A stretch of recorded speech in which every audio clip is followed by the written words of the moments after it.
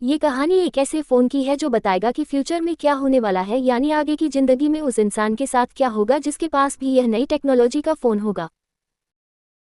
कहानी की शुरुआत में हम एक औरत दिखाई जाती है जो अभी तक एक स्टेशन पर थी। वह अपने फ़ोन को लगातार देख रही थी। जो जो उसके फ़ोन में उसको मैसेज मिल रहे थे वह बिल्कुल वैसे ही करती है और इसी वजह से वह औरत अपनी ट्रेन भी छोड़ देती है। उसको मैसेज आता है कि वह दूसरी ट्रेन में बैठ जाए, पर वह उस ट्रेन में नहीं बैठी और दूसरी ट्रेन बदलने की कोशिश करती है। इसी वजह से वह ट्रेन के नीचे आ जाती है और उसकी मौत हो जाती है, यानी कि उस औरत ने अपने फ़ोन की बात नहीं मानी और उसकी मौत हो गई। इसके बाद हम कहानी में एक आदमी को देखते हैं जिसका नाम मैक्स था। वह आईआईटी इंजीनियर भी था और अभी एक कंपनी में सिक्योरिटी सिस्टम को इंस्टॉल कर रहा था। जब वह अपना सारा काम करके अपने होटल वापस जाता है तो उधर काउंटर लेडी उसे एक परसाल देती है जो उसके नाम पर आया था, पर वह तो जैसे बहुत हैरान था क्योंकि अभी तक ना वो इस जगह पर किसी को जानता था और ना ही उसने ऑर्डर पर कोई चीज़ मंगवाई थी, क्योंकि वह तो सिर्फ अपने काम के सिलसिले में यहाँ थाईलैंड आया था। लेकिन फिर यह पार्सल अपने कमरे में लेकर जाता है। जब जाकर उसे खोलता है तो उसमें एक लेटेस्ट टेक्नोलॉजी वाला फ़ोन था। उस फ़ोन पर GZT की ब्रांडिंग थी, मतलब इस कंपनी ने इस फ़ोन को बनाया था। वह हैरान था कि ऐसी तो कोई कंपनी मार्केट में नहीं है। खैर, कुछ टाइम के बाद उस मोबाइल फ़ोन पर मैसेज आता है कि उसे आज रात और इसी होटल में रुक जाना चाहिए क्योंकि कल इस होटल के लोगों को खास किस्म का डिस्काउंट दिया जाएगा। मैक्स को ये आइडिया बहुत अच्छा लगता है क्योंकि एक दिन और रुककर वो थाईलैंड घूमना चाहता था, इसलिए एक और रात के लिए वो कमरा रहने के लिए ले लेता है और अगली सुबह की फ़्लाइट को भी वह कैंसिल कर देता है। जब मैक्स यहाँ रुककर घूम रहा था, एंजॉय कर रहा था, तभी वह खबर सुनता है कि जिस प्लेन में वो जाने वाला था वह आज के दिन क्रैश हो चुका था। उसका एक्सीडेंट हो गया था। मैक्स ये खबर सुनकर शुक्र मनाता है कि वह आज फ्लाइट में नहीं गया और अपने आप को खुशनसीब भी मानता है। अब दोबारा से उसको फ़ोन पर मैसेज आता है कि अगर तुम अमीर होना चाहते हो तो तुम्हें एक स्टॉक को खरीदना होगा। खैर, इस बात पर वो ध्यान नहीं देता और इस मैसेज को डिलीट कर देता है। पर जब वह अपने कमरे में था तब वह टीवी पर खबर सुनता है। जिस स्टॉक के खरीदने का मैसेज उसे आया था उसकी कीमत बढ़ गई थी। वह सोचता है कि पहले इस फ़ोन की वजह से मेरी जान बची और स्टॉक वाली बात भी बिल्कुल सच थी। मैक्स ये सोचने लगा था कि शायद ये फ़ोन हमारे कल के बारे में बताता है कि आगे हम लोगों के साथ क्या होने वाला है या फिर आगे हम क्या कर सकते हैं। अभी मैक्स को दोबारा कॉल आता है कि उसे दूसरे शहर चले जाना चाहिए। मैक्स भी फ़ोन पर यकीन करने लगा था और दूसरे शहर चला जाता है। वहां पर पहुंचकर एयरपोर्ट के बाहर उसे एक टैक्सी ड्राइवर मिलता है जो उसको कम पैसे लेकर उसको होटल ले जाने के लिए तैयार था। वो टैक्सी ड्राइवर जब मैक्स को ले जा रहा था तब उसकी नज़र फ़ोन पर पड़ती है। वह उसे देखकर काफ़ी हैरान होता है, कहता है कि तुम्हारे फ़ोन की टेक्नोलॉजी कितनी नई है, मैंने तो ऐसा फ़ोन देखा ही नहीं और ना ही ऐसे फ़ोन के बारे में कभी सुना है। वह टैक्सी ड्राइवर मैक्स को अपना कार्ड देता है और बताता है कि वह एक टेलीकम्युनिस्ट है जो टेक्नोलॉजी की नई नई चीज़ें बनाता है। ऐसे ही बातें करते हुए मैक्स अपने होटल पहुंच गया था जहां पर फ़ोन में इसे आने को कहा था। वहां पर पहुंचते ही उसे दोबारा से मैसेज आता है कि कसिनो में जाकर उसे खेलना चाहिए। मैक्स भी ऐसा ही करता है। उसे कसिनो के खेल के बारे में ज़्यादा नहीं पता था, इसलिए वह उस मशीन पर जाता है जिसके बारे में इस फ़ोन पर मैसेज आया था और वहां पर पहले ही एक आदमी बैठे खेल रहा था। तभी मैक्स को दोबारा मैसेज आता है कि इस मशीन पर जैकपॉट लगने वाला है। मैक्स अब उसे आदमी को वहां से हटने के लिए ढेर सारे पैसे देता है जिससे कि वह इस मशीन से हट जाए और ऐसा ही होता है। तभी मैक्स पहले ही कोशिश में बहुत सारे पैसे जीत जाता है। वहीं पर कसिनो की टीम भी उसे कैमरास में देख रही थी। सब हैरान थे कि इस आदमी को कैसे पता चला कि इस मशीन पर जैकपॉट लगने वाला है, क्योंकि उसने उस आदमी को हटाने के लिए पहले पैसे भी दिए थे। मैक्स जीते हुए पैसों से और ज़्यादा कार्ड खरीद लेता है और दोबारा से खेलता है। इस बार भी वह जीत गया था। अब तो वहाँ की सिक्योरिटी गार्ड्स को मैक्स पर पूरा शक हो जाता है क्योंकि बार बार वह अपने फ़ोन को देखकर खेल रहा था। जब वो कसिनो से जाता है तो वहाँ के सिक्योरिटी गार्ड उसे कहते हैं अगर तुम दोबारा खेलने आओगे तो अपने साथ फ़ोन नहीं लाओगे। उन्हें शक था कि कहीं ना कहीं इसके फ़ोन में कुछ है, इसीलिए मैक्स अब उस टैक्सी ड्राइवर को फ़ोन करता है जो इसको एयरपोर्ट के बाहर मिला था।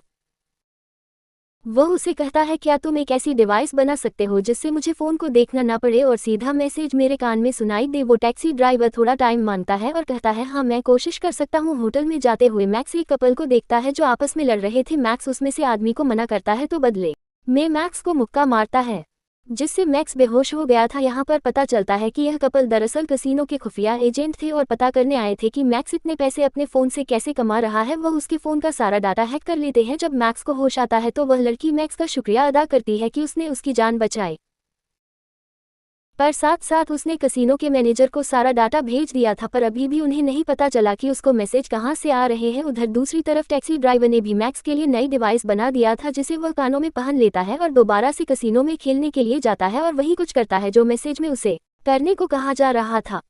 वह लगातार पैसों पर पैसे जीत रहा था, बाकी सिक्योरिटी भी तंग आ चुकी थी, इसलिए मैनेजर जाकर उसे पकड़ लेता है और उधर ही एसबीआई के एजेंट भी आ चुके थे। एसबीआई की टीम मैक्स को पकड़कर अपने साथ ले जाती है और पूछती है कि सच सच बताओ, तुम्हें मैसेज कौन कर रहा है। पर इस बारे में मैक्स खुद भी कुछ नहीं जानता था। एसबीआई ऑफिसर कसिनो के मैनेजर से मिलता है और उसे बताता है कि यह केस हमारे पास नया नहीं है, इससे पहले भी बहुत से ऐसे केस आ चुके हैं। बहुत से लोगों को ऐसे फ़ोन मिले जिसमें उन्हें पैसे कमाने के तरीके बताए गए, पर जब भी हमने उन लोगों को पकड़कर पूछा कि तुम्हारे पास फ़ोन कहाँ से आए, और तभी उन लोगों की मौत हो गई। हर बार की तरह हम इस बारे में कुछ भी नहीं जान पाया। अब ऑफिसर मैक्स के पास जाता है और उससे कहता है, देखो तुम्हें हमारा साथ देना होगा और पता करना होगा कि फ़ोन कहाँ से आया है। ऑफिसर यहाँ अपने बॉस को भी फ़ोन पर बताता है कि अभी तक उन्हें कुछ भी नहीं पता चल सका फ़ोन कहाँ से आया, पर हाँ, मैक्स भी अब हमारी मदद करने के लिए तैयार है।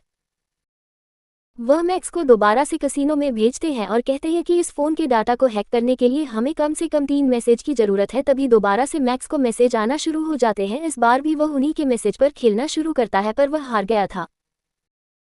उसको एक मैसेज मिलता है जिसमें लिखा था कि मैं जानता हूं कोई मेरा डाटा हैक करने की कोशिश कर रहा है। उधर एसबीआई के एजेंट ने मोबाइल के डाटा को हैक कर लिया था। उधर जब उनका बॉस ये देखता है तो सबको जाने का कहता है, जैसे वह इन सब चीज़ों के बारे में पहले ही जानता था। ऑफिसर अपने बॉस को फ़ोन करके बताता है कि इस फ़ोन का जरिया एक एचलॉन एक सुपर कंप्यूटर है। उसका बॉस तो पहले ही कंप्यूटर के बारे में जानता था, पर वह किसी को कुछ नहीं बताता क्योंकि उसके बताने से वह खुद भी फंस सकता था। ऑफिसर बताता है कि जो कि आर्टिफिशियल इंटेलिजेंस से चलता है, इसको सिक्योरिटी के लिए बनाया गया था। सब बातें सुनकर बॉस को लग रहा था कि उसको किसी ने हैक किया है। यहाँ पर बॉस एक दूसरे एजेंट को अपने साथ मिलने को कहता है जो मैक्स की तरह ही दिखता था। उसको मैक्स का फ़ोन भी दिया गया। तभी उसे मैसेज आता है कि रोड को क्रॉस करो। जैसे ही वह ऐसा करता है, उसको गाड़ी टक्कर मार देती है। उस बेचारे की वहीं पर मौत हो गई थी। असल मैक्स अभी भी जिंदा था और इस लड़की के साथ था जो खुफिया एजेंट थी, जिसकी उसने जान बचाई थी। पर मैक्स ये बात नहीं जानता था कि वह लड़की एक खुफिया एजेंट है। तभी वह लड़की देखती है कि छत पर एक आदमी गोलियां चलाने वाला है। वह समझ गई थी कि यह लोग मैक्स को मारना चाहते हैं। ऐसा क्यों था? क्या उस फोन की वजह से? यह बात कोई नहीं जानता था, पर वह लड़की सबको मार देती है और मैक्स को भी बचा लेती है। अब मैक्स को पता चलता है कि वह लड़की जो उसके साथ रह रही थी वह एक एजेंट थी और इसके साथ प्यार करने का नाटक कर रही थी। तभी यहाँ हमें पता चलता है कि उन लोगों को मारने एसबीआई के बॉस ने ही भेजा था। वह कुछ ना कुछ तो जानता था उस मोबाइल के बारे में और उसे ऐसा लग रहा था कि मैक्स उसके बारे में काफ़ी कुछ जान गया है, इसलिए उन आदमियों को मरवाने के लिए भेजा था। मैक्स अब खुद भी जानना चाहता था कि आखिर यह मैसेज इस फ़ोन पर कहाँ से आ रहे थे। उधर बॉस ने भी उस पर नज़र रखी हुई थी। मैक्स अब टैक्सी ड्राइवर के पास जाता है जो एक कम्युनिस्ट था। उसको फ़ोन देकर कहता है कि तुम्हें पता करना होगा कि यह सारे मैसेज कहाँ से आ रहे हैं। वह कहता है कि मैं पता तो कर लूँगा, पर इस बारे में पता करने में मुझे घंटे लग सकते हैं। इसके बाद वह सब पता करने की कोशिश करता है। इस बार उसे सब कुछ पता चल चुका था। वह बताता है कि यह सारे मैसेज एक सुपर कंप्यूटर कर रहा था जिसको एचलॉन एआई भी कहा जाता है, जो सब कुछ खुद से सोच सकता है। मैक्स को सब कुछ अजीब लग रहा था कि एक कंप्यूटर भी इतना कुछ कैसे कर सकता है। वह बताता है कि यह आम तरह का कंप्यूटर नहीं है, यह हर तरह की मशीन को कंट्रोल में कर सकता है और इसीलिए उसने तुम्हें भी बता दिया था कि तुम उस प्लेन में मत जाओ क्योंकि वह क्रैश होने वाला है। वह कहता है कि यह कंप्यूटर इतना स्मार्ट है कि हर तरह की मशीन के बारे में पता कर सकता है। जब वह ये सब बात ही रहा था तभी उधर कुछ आदमी आ जाते हैं जो मैक्स को मारने आए थे। वह यहाँ से जल्दी से गाड़ी में बैठकर चले जाते हैं और उनका पीछा एफबीआई के एजेंट कर रहे थे, पर मैक्स उनमें से एक ऑफिसर को पकड़ लेता है। अब वह मैक्स को सारी सच्चाई बताता है। वह कहता है कि हम तुम्हें इसलिए मारना चाहते थे ताकि उस कंप्यूटर का राज और किसी को पता न चल सके, जिसको हमने ही बनाया है, पर वह अब खुद से काम कर रहा है जो खतरा बन सकता है, इसलिए हम तुम्हें मारना चाहते थे ताकि तुम इस बारे में किसी को कुछ ना बताओ। तभी मैक्स को मैसेज आता है। उसको उसी जगह पर जाने को कहा जाता है जहां पर मैक्स ने सबसे पहले सिक्योरिटी सिस्टम को इंस्टॉल किया था। वहां पर भी वह कंप्यूटर मैक्स को कैमरे की मदद से देख रहा था और उसको यहाँ पर मैसेज आता है कि यहाँ पर जितने भी कंप्यूटर सबको एचलॉन सुपर कंप्यूटर से कनेक्ट कर दो। इसके बाद वह कंप्यूटर अपडेट हो जाएगा। इसके बाद दुनिया में जितनी भी बनी मशीन्स है वह सबके डाटा को कंट्रोल कर सकता है। मैक्स देखता है कि सभी मशीन्स उस एचलॉन सुपर कंप्यूटर के कंट्रोल में थी। वह रोकने की कोशिश भी करता है पर नहीं रोक पाता। हम देखते हैं उधर एफबीआई का ऑफिसर अपने बॉस को बता रहा था कि हमें इस एचलॉन मशीन को यहीं पर खत्म करना होगा, वरना ये सारी दुनिया के साथ साथ इंसानों को भी कंट्रोल करने लगेगी। उधर मैक्स भी कंप्यूटर के सामने बैठकर कह रहा था इस मशीन को बनाने का मकसद ये था कि यह लोगों को साइबर सिक्योरिटी दे, जिससे टेक्नोलॉजी की दुनिया में जो गलत काम होते हैं उसे रोक सके, ना कि इंसानों को कंट्रोल करे। इतना सुनते ही वह मशीन अपने सारे कामों को वहाँ के सारे कंप्यूटर पर उसके सामने लाने लगती है। जो आज तक उसने किए थे, और इसी तरह चलते चलते सारा डाटा खत्म हो जाता है। वह मशीन खुद से ही शटडाउन बंद हो जाती है, क्योंकि कंप्यूटर भी समझ चुका था कि वह लोगों के लिए खतरा बनता जा रहा था, इसीलिए वह खुद से ही बंद हो गया था।